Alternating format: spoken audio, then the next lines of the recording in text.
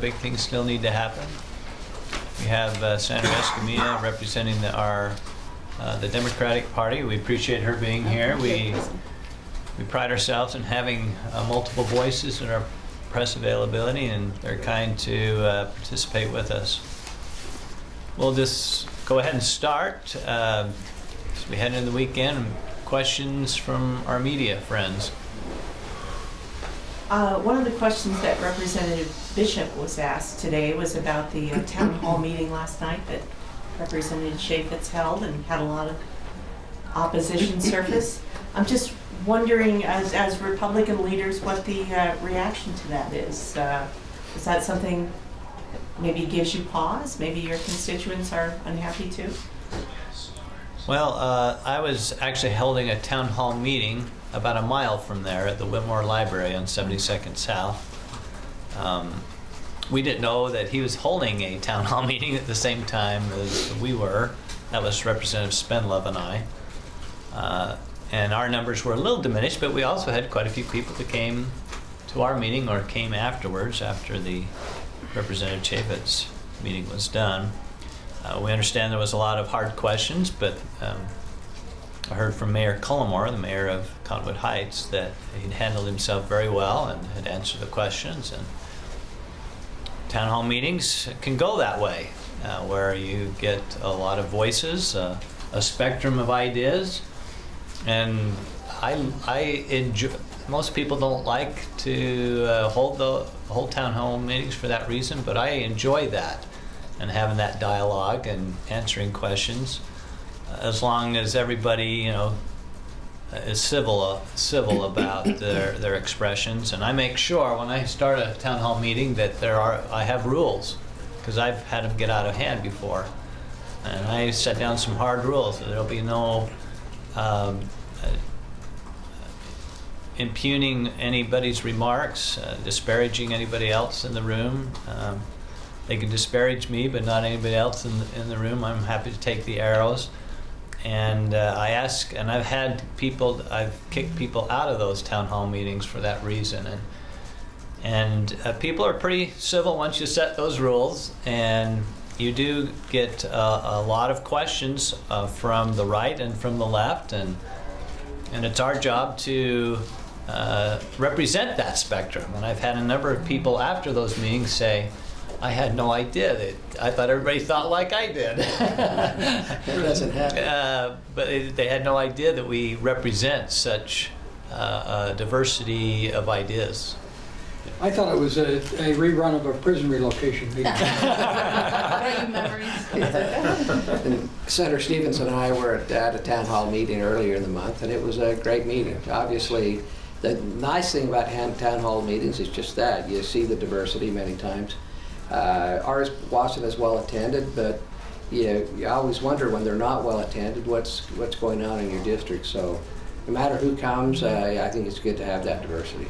I think you hope it's an expression of satisfaction Yeah. when they're not well attended. When they don't Usually show not up. if they come to the town hall meeting. President, can I ask about the tone of your meeting last night with Representative Spenlove? About the same time as what was happening at the Chaffetz meeting?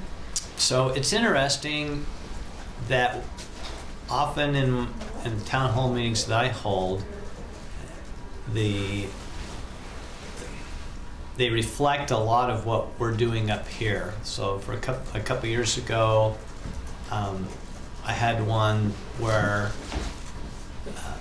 it was inundated with a lot of people that were in favor of medical marijuana. And so they filled the room, kind of standing room only, at Sandy Library. And so we took the questions on medical marijuana and addressed those, and there was a lot of emotion and a lot of energy there, a lot of feelings towards that issue. Last night it was Bears Ears, and our resolution. And most of the people there were to question why we passed such a resolution. You find that it's really not a true profile of your district when people show up. They're there because they've heard about something or upset about something, and so we have to, and I enjoy dealing with the questions and hearing from the folks that come and want to express themselves. And so Bears Ears was a big issue, and taxes for education was a big issue last night. But the tone of the meeting was... I always keep it, if people start to get out of hand, I bring it down so that it's a civil, but there was some excited people about the Bears Ears resolution. You had to bring it down? Well, they didn't, because of the rules up front, it never did escalate.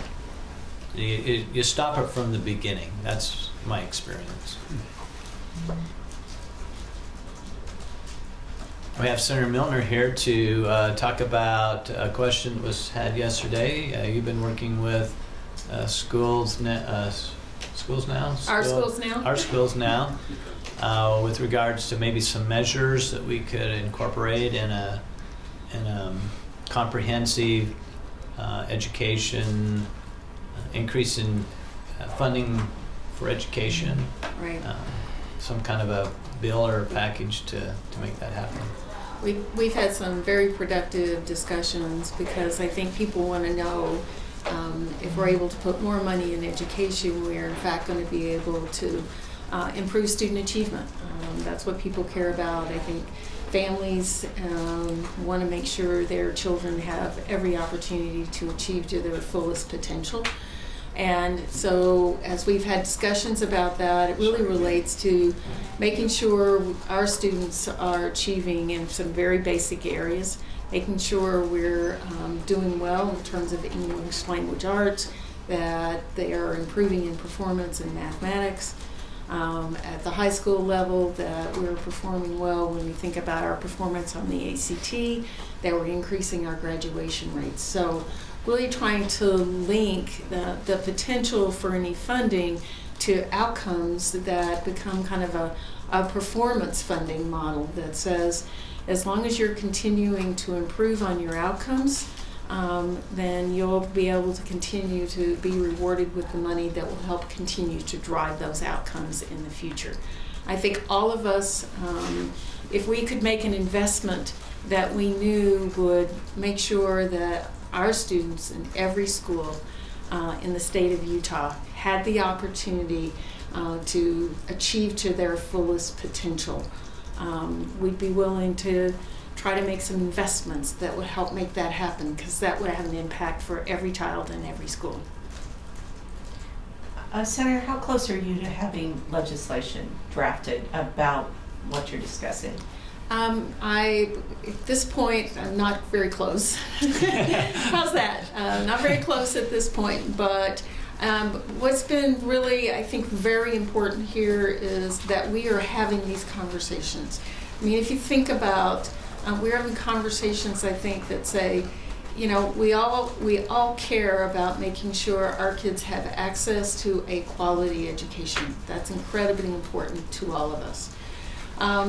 But we also want to make sure, I mean, I hear from my constituents a lot. I mean, what happens when we make these investments, and what they want to know is that their children are going to have the opportunity to achieve at higher levels, and that we're going to have the support in our schools to help them do that. And so I think the richness of those conversations about we're going to try to make sure that if we invest dollars, that we're going to be able to make sure we're improving our outcomes and we're rewarding those outcomes, and we're rewarding it at school level. So that involves every teacher, every school determining their best way to get there. I mean, that's what's important. This says we're empowering the school. What we want to see is achievement in things that we all think are important. When you think about math, when you think about English language arts and reading, when you think about high school graduation rates and ACTs, all of those things are incredibly important for our children. But if we can then empower the school to figure out how we're going to drive that kind of performance for the future, that's what I think is important. And it's a very meaningful conversation that's going on right now. Senator Escamilla? No, I mean, I that? think education is such a broad issue, and the fact that we're bringing all the stakeholders You know, we appreciate Senator Milner's leadership, and we want to be part of the conversation as well, and make sure we're moving forward on addressing outcome-based funding, right? I mean, Right. this is what I think the ultimate goal for anyone. But we know there's going to have to be conversations about funding at the end of the day as well. So we're looking forward to those conversations as well. Senator Escamilla and I serve on the Social Services Appropriation Committee, and this morning went through 2 hours of prioritization motions, and which is probably a pretty good example of our budgetary process here in the state. And it was very interesting how we were trying that process is very interesting but very productive, I believe, in trying to come up with a balance in how we spend the extra dollars that we have. And so it was, I appreciated the opportunity to be involved, although Senator Escamilla says I kind of create a tornado everywhere I Every go. time you walk to a committee, everything turns. But I also encourage the media to cover more on the budget process. You know, sometimes we get so caught up on policy, and that's critical. Obviously, we do address 1,200 bills a year, give or take. But the budget and the balancing the budget is probably, it is to me the most important thing we do at the legislature. And being at social services, where we know the funding was so limited, and we need to address the fact that this year it's difficult. And we know we're addressing issues related to people with disabilities, I mean, dental care, access to prenatal care, I mean, everything that's so critical. And we know education is facing the same thing, and it is more difficult, I think, to follow that budgetary process. But I want to encourage more of our constituents to get engaged in that process as well. Yeah, thank you. Any other questions? Some from the internet? All right, well, have a great weekend, everyone, and we'll see you Very soon. on 12 This o'clock afternoon. sharp on Monday.